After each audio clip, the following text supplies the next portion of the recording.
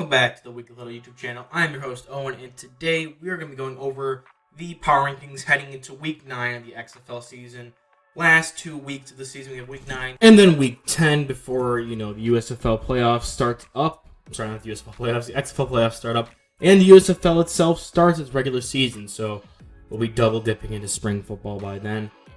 I hope everyone had a great Easter, and let's just get right into these rankings so that way we can get through and talk about all these games. And there's been a lot of movement in the rankings this week due to some surprising outcomes, injuries, and other things that happened that we haven't really seen a lot of so far, especially when it comes to teams that are able to show out when you were really expecting it, as well as 2 separate overtime games, I believe. So that was pretty exciting. First up, we have the Vegas Vipers dropping 2 spots and becoming our new bottom feeder of the league. I know they pushed the St. Louis Battlehawks to, a close overtime loss. And they were able to run the ball super effectively, something we haven't really seen from them this season all that much. They ran for 208 yards on 40 carries. Jalen McClendon, who was their quarterback, who had a decent game, nothing too terrible, had 13 carries for 62 yards, led the way on the ground as well. I have not liked the Vipers at all. With them and the Defenders are the 2 teams I probably like the least in the league this year. I think the Defenders is more for just how good they are. They're so boringly good.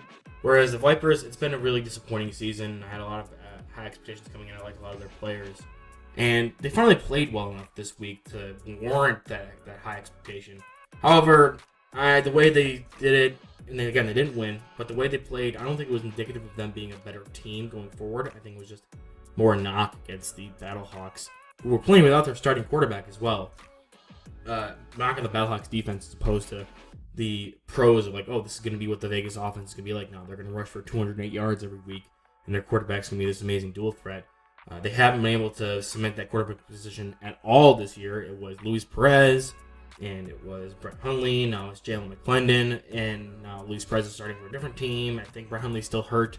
So it's been bouncing around. They have not had that consistency at all, and I don't think this game is any example of them righting the ship and becoming of a more consistent team, especially offensively. And their defense, while doing good, wasn't really able to get a backup quarterback off the field. This game was indicative of was characterized by long drives, consistently long drives the entire game.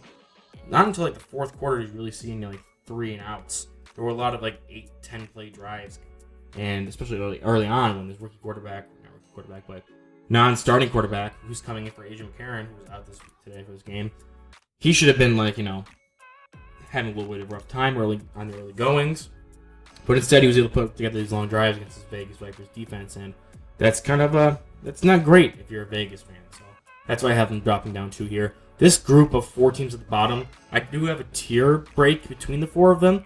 But it's really close. The tier break was more just because I felt like I didn't have enough tier breaks in this list. And I felt if I was going to put another one in there, this is where I'd put it. It was the most strongly considered place I had. And so I finally put it here. And that's why I think these teams are a lot closer than what it may be presented by. And I'll get to that when I get to the next team. At number 7, moving up 1 spot, it's going to be the Arlington Renegades. Now quarterbacked by Luis Perez. And I think they look a lot better having Perez as their quarterback. Similarly to the rest of these bottom 4 teams, the Renegades weren't really able to get this quarterback position down. They started the year with a combo of Drew Plitt and Kyle Sloter. I was never too emphatic about that. And even though the Renegades have a much better record than, say, a team like the Brahmas, who also haven't figured out their quarterback situation, they didn't really have another aspect of their game to fall back on like the Brahmas have with their defense. Which is why, even though the Renegades have that advantage to be the number 2 team in the South to come to the playoffs, I'd really prefer to see the Brahmas come in and play. The Vipers are the first team to be officially eliminated. I'm sorry, it was the Guardians. The Vipers are probably going to be eliminated. The only reason they're not is because they're in the South. But now with the Renegades having Luis Perez, who has shown to be this kind of steady hand outside of week 1 of this season, steady hand spring quarterback that the Renegades have really needed, I think they're going to be a lot better of a team. And, with more weeks of Perez being in it, I wish they would have made this move maybe week 5. But for the final 2 weeks, with 2 weeks of full practices in the system, I think Perez may be able to lead his team to a couple more wins and really solidify that game against the Roughnecks. So I am totally open to seeing the Renegades move up and become like a legitimate threat to the Roughnecks to be that South Crown guy or South Crown team. And I think Perez could probably be the guy to do that for them. It's just going to be a little bit of a getting used to period, and I don't know if it was because they faced the Guardians this week or if it's the fact that they're actually now going to be a better team, that they looked as good, or not even as good, but like they looked better than they have. So I think this is a cautious move up, and more of just the fact that I think the Vipers are lost and directionless, and even though they kept it close with the backup quarterback, it's not going to be much of a competition when it comes to the bottom teams there. So this is really in flux, and I think if a team has a good, solid week compared to another team that has probably not a better week, it's going to see a lot of movement like how we are here. And I explained there's going to be a tier gap here, but the tier between the Brahmas and the Renegades, while I think it's significant enough to warrant a tier jump, I think it's going to be something that can be fluent enough if the Renegades can turn it up. And it might just be the Vipers in that bottom group or the Guardians dropping potentially if they continue to look like they did. But up one spot is going to be the Brahmas at 6.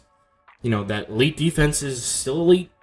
Elite XFL defense anyway. The Brahmas and Defenders really have the two best defenses. The Roughnecks have kind of fallen off overall as a team, so I wouldn't really put them up there with those two teams, especially in this game where the Brahmas defense is what kept them in against the Roughnecks. And a similar story with the Brahmas as it has been for the rest of these bottom 3 teams I've talked about so far. It's just been consistency at quarterback. They went back to Jack Cohn this week, and he played like Jack Cohn. They really stayed in this game with the Roughnecks, which is why I'm moving up one, because they were able to get back to that ground-and-pound style. Jaquez Patrick having a good week, as well as really relying on that defense to create turnovers with 2 interceptions on Brandon Silvers. So they forced overtime, weren't able to really make it happen with the kind of shootout-style overtime system they have there. I don't know if the Brahmas are going to be able to push the Renegades for that second spot in the South. It's going to take a little bit of luck and stuff falling their way. I do think still they're technically the better team just because their defense is so much better than the Renegades is. And they have that one part of their team they can rely on. But yeah, I think the Brahmas, if they can figure it out, they could be a playoff team. But right now it's looking like the Renegades are on their swing up. And the Brahmas are in the same place we've been saying they've been in since week 1, which is good defense, strong run game. Bad quarterbacking is going to hold them back. And it's week 8 now, going into week 9. So they really haven't been able to figure it out up to this point, and this is just kind of residual goodwill from having stuff they can do well that's keeping them here at 6 above the Renegades and Vipers. At number 5, not moving anywhere, is going to be the Orlando Guardians. They did lose to the Renegades this week, which had me tempted to move them down, but I don't want to treat these as just like the standings. You go look at what teams at the bottom and move them down to the bottom kind of thing. Quentin Normandy continued to put up good stats. He had 300 yards passing again. I think this offense has started to figure it out. Dormandy has shown his inexperience and lack of, overall ball protection with 2 or more interceptions this week. He did have that great game against the Defenders where he knocked them off, so you can see where the highs of this team lie. It's just more keeping that consistency and really getting that, team together. I wish they would have, like with the Brahmas, I wish they would have found this rhythm of flow earlier in the season so they wouldn't be eliminated from the playoffs already.